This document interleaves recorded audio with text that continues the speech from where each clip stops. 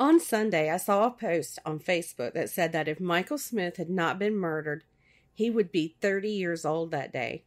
I was instantly taken back to that moment in time when, in a town less than 20 miles from me, a mother said that she was driving with her children, and at a stoplight, she was carjacked and her 2 boys were kidnapped. It seems like forever ago, but the emotions of that case are still as fresh as the day the truth came out. Hey guys, and welcome to this week's edition of WTFriday. Now, I know we've talked about moms who kill before, but for some reason I've waited to talk about Susan Smith. But when I saw that post about Michael's birthday, I knew that it was time.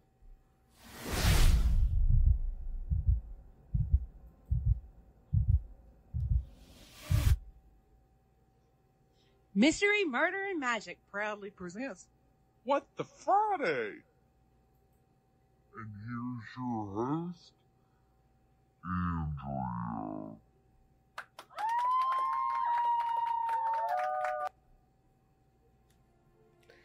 Now, in 10 days, it will be 27 years since the news broke that just outside of Union, South Carolina, a mom named Susan Smith was driving with her 2 boys, 3-year-old Michael and 14-month-old Alexander. And when they came to a red light, the car was carjacked by a black man, according to Susan. That was late at night, I believe, on October 25th, 1994, and I didn't know really anything about it until the next morning when I was watching the local news. Now, I saw Susan standing there with her estranged husband, David, talking about what had happened, but even from that first time that I saw her on TV, I just kind of felt like she was lying. Now, I didn't think that it was to the extent that she had killed her children, but I just knew she wasn't being truthful about something. But now, my mom, she was there with me, and she was telling me that, I was crazy or whatever. Back in those days, you just didn't hear of things like that happening around here, because our little area of the world is, until that time, we had pretty much been living in a bubble and was protected from all of that. But the entire world was actually pulled into this case, and it made international headlines. And here in the immediate area, people were like freaking out. Now, like I said, I knew that from the get-go that something wasn't right about her story, but like I said, I didn't know what. It was getting close to time for kids to go trick-or-treating, and people were afraid to go out with their kids. Now, my daughter, Courtney, she was about 17 months old at the time, so we stayed at home a lot just to stay away from possible dangers, not strangers, but dangers. Now, during all this time of the searches and the panic, the small town of Union became quite the media hub. There was satellite trucks everywhere. And even Oprah Winfrey did an episode from that area. And there were so many emotions during this time also. And you could literally feel each and every one of them when you went anywhere in the area. It was almost like putting a spoonful of vegetable soup in your mouth and then tasting each individual flavor. But then there's that one specific flavor or texture that's overwhelming. That's the only way I know to put it. But not too far from where Susan said that her kids were kidnapped was John D. Long Lake. Now, I can remember during the time that the children were missing, there were several searches of the lake that took place, and the authorities were finding nothing, or at least they weren't finding anything in the beginning. For 9 days, Susan made these dramatic pleas on TV for the return of her children. But if you watched her closely, there wasn't like one single tear falling from her eyes. You could chalk that up to like maybe being in shock over what happened. But as we learned later, Susan was the center of her own world. And it was all about her. But finally, on November the 3rd of that same year, Susan broke down and confessed that she had let her car with her 2 young sons strapped into the back seat roll into John D. Long Lake, and then she ran away. So why on earth would a young mom murder her children like that and then concoct such a story? Well, the simple answer was a man. Apparently, Susan was in love with a very wealthy local man named Tom Finley. Susan worked in the front office of a company there in Union called Conso. and that is where she met Tom. Soon the two were having an affair, and at one point, Susan admitted to sleeping with Tom's father, J. Carey Finley, but she later retracted that statement. But it is known that just 10 days before her children were drowned in the lake, she was partying nude with Tom at a hot tub party at the Finley estate. Now, at some point between that party and the night Michael and Alex were drowned, Tom told Susan that he didn't want a ready-made family. Now, did that mean that he wanted her to get rid of her kids? Hell no. I don't think anyone in their right mind would think that's what he meant. Well, Susan thought that if she got rid of her kids, then Tom would want her. So she made a plan and put it into action. On that October night, she drove to John D. Long Lake, just outside of Union. She got out of her car, closed the door, and she let it roll into that cold, murky water.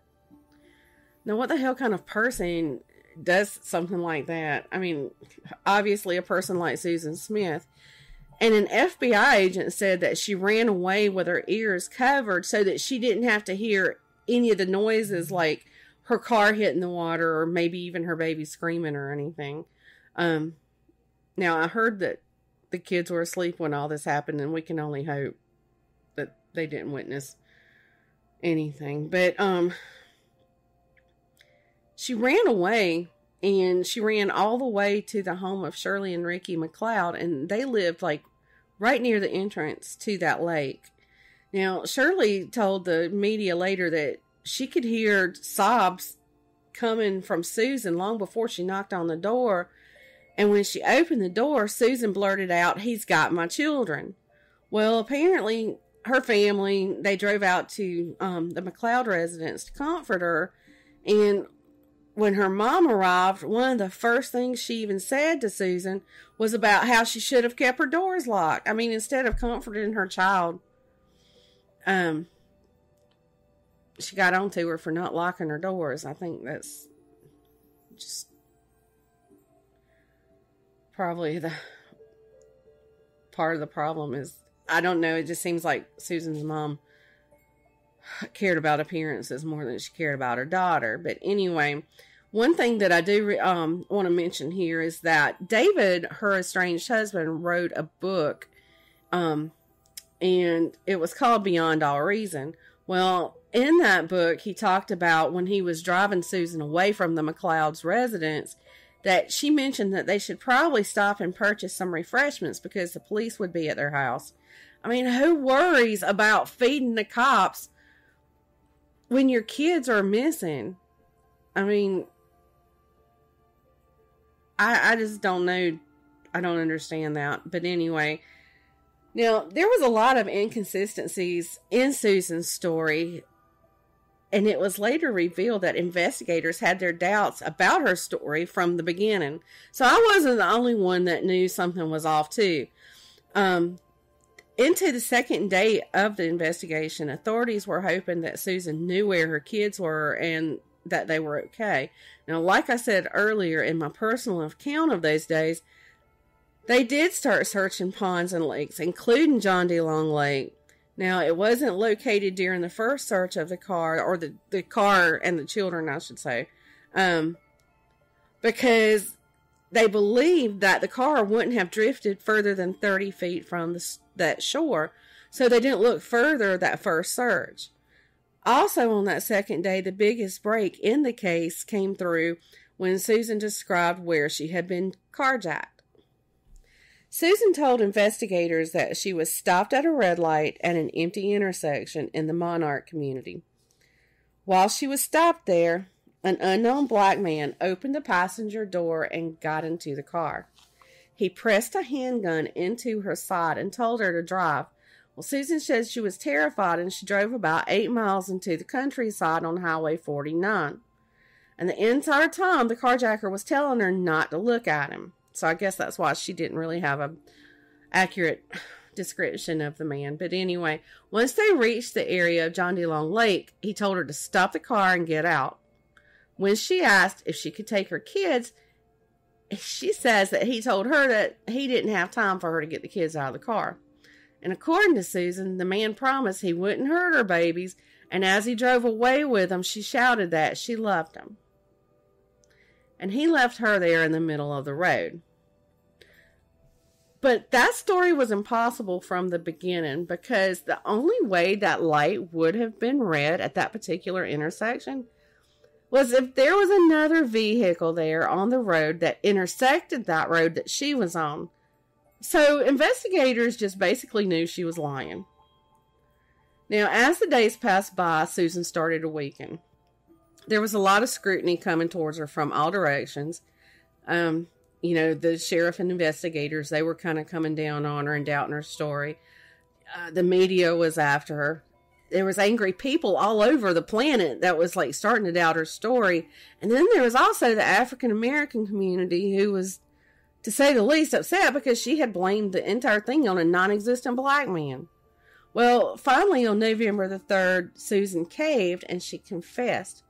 But before confessing, she asked Sheriff Howard Wells to pray with her, and then she asked for his gun so she could kill herself. When Wells asked her why she would want to kill herself, she stated that her children were not okay. Well, she poured her heart out, told what happened, and they searched John D. Long Lake again. And this time they searched further out, and they found the car with the children still strapped inside 122 feet from the shore. Now, I can't even imagine how horrifying it would be to stand on the lake shore while this car with two precious little babies are being pulled out of the water. And get this, somehow the car had flipped over when it was sinking in the lake. It was upside down. Those babies were suspended upside down when they drowned. It's just horrific. Well, of course, she was charged with her murders. And in July of 1995, her trial began. She was represented by David Bruck and Judy Clark. In her opening statement, Clark said that Susan was a very troubled woman and suffered from depression. She went on to say that this wasn't a case about evil, it was a case about despair and sadness. And according to the defense, Susan had actually driven to the lake that night to kill herself and her sons, but in the words of her attorney, her body willed itself out of the car. Now, I don't know about you, but I'm not buying any of that. I do believe that Susan has some sort of mental illness, but she was never going to kill herself. We all know that any defense attorney isn't going to get in court and say that their client basically messed up and killed their children because she was in love with a man who didn't want a family. Tommy Pope and his prosecution team, they had a different theory. Prosecution argued that Susan killed her kids so that she could run off and start a whole new life with Tom Finley, who, by the way, was one of the witnesses in the trial. When he was on the stand, Finley said that he had made it clear to Susan that the relationship that the two of them had was strictly friends with benefits, but I guess Susan didn't see it that way. Now, although he was testifying against her, he said that Susan was a very caring and loving friend to everyone. He had never seen her being confrontational, and she was always upbeat, and she wasn't a vindictive person. But he also said that she was mentally unstable, and that although that he hadn't wanted a family, he never told Susan to kill her kids. But that's not the only tea that was spilled during that trial, because Susan's stepfather, Beverly Russell, was put on the witness stand, and he actually admitted that he sexually abused Susan when she was younger. And of course, the defense just snapped that opportunity up to make Susan the victim. Now, I'm not saying that she's not the victim, because it's truly sad if that did happen, but Mr. Russell went on to say that just weeks before Michael and Alex were murdered, he and Susan had had a consensual sexual relationship. And get this, her mom knew that Beverly had been raping her as a child, but they just kind of swept it under the rug, and she didn't want charges pressed. I don't get it. And then also later, and when she was in high school, the counselor at the high school told her mom and stepdad that Susan really needed to see a therapist for her depression, and they didn't do that either. I guess it's just all about appearances for them. But the defense used her lengthy list of sexual relationships to their advantage by saying that Susan was taken advantage of in all of those situations, and she was given, or she was again the victim. But Mr. Pope reminded them in his closing arguments of how it had always been poor Susan, but now it's poor Michael and Alex. He also spoke about how for those 9 days before her confession, she tried to manipulate people around her, including her estranged husband, who was just in utter shock. And in those 9 days, David Smith, who is the boy's dad, he defended Susan. Now, can you imagine the betrayal and all the other emotions he felt when she did confess? I mean, you might be separated, but you still don't think that the mother of your kids is capable of doing anything like that. Now, it only took 2 hours of deliberation for the jury to come back with a guilty verdict on both counts of murdering Michael and Alex. Tommy Pope was all for giving Susan the death penalty, and he made a passionate argument for it, but in the end, the jury voted for giving her life in prison. And I have to admit, I was disappointed when she didn't get the death penalty, because I thought that if anyone deserved to be put to death for their crimes, it was definitely Susan Smith. Now, since she's been incarcerated, she hasn't, faded into the background. In 2000, it was found out that Susan had had sex with a prison guard named Houston Cagle. Now, he was fired from his job, and he spent 3 months in prison himself after he pled guilty to their sexual relationship. And later, another prison employee named Alfred Rowe pled guilty to the same charges, and he received 5 years of probation. Well, since her conviction, Susan has expressed that she regrets her crimes, but like she has from the beginning, she still denies killing her children for a man, and she even said that it hurts her that people think that. Wow. She went on to say in a letter to the state newspaper that she was not in her right mind and that it wasn't planned, but then contradicted herself by saying that she had planned on killing herself first and then leave a note behind explaining what had happened. Now, Susan will be eligible for parole in 2024, and we can only hope she is denied and stays put. Now, another thing about John DeLong Lake is after the tragedy that claimed the lives of Michael and Alex Smith, the area became somewhat of a tourist attraction of sorts. People came from all over to see where the horrible tragedy had taken place and to see a monument that was erected in the children's memory.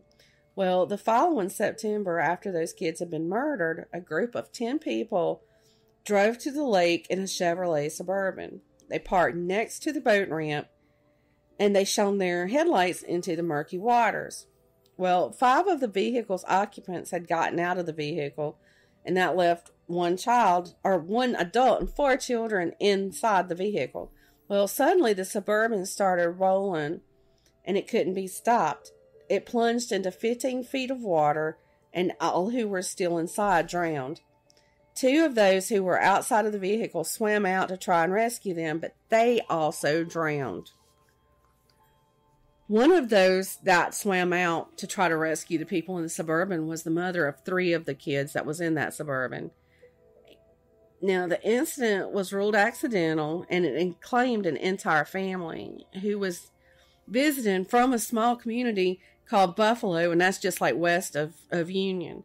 Now, killed in that accident were 26-year-old Tim Phillips, his wife, 22-year-old Angie, their children, Courtney, who was aged 4, Melina, who was 23 months, and 4-month-old Kinsley. Now, there was another 3-year-old child in the car, and 29-year-old Carl Sidney White were also drowned in the accident. And it was found that the father of those children, Tim Phillips, was in the driver's seat when that vehicle was pulled from the lake. It almost makes you wonder if it was just a coincidence or the place is actually haunted. I mean, and others, it's not just me, others have voiced this opinion about it too. Well, that's all I've got for this week's What the Friday. Now, keep your fingers crossed that Susan is denied parole in 2024. And don't forget that tomorrow night we're doing a special edition live, and you can find like all the details of that on our social media accounts. Y'all have a very good night.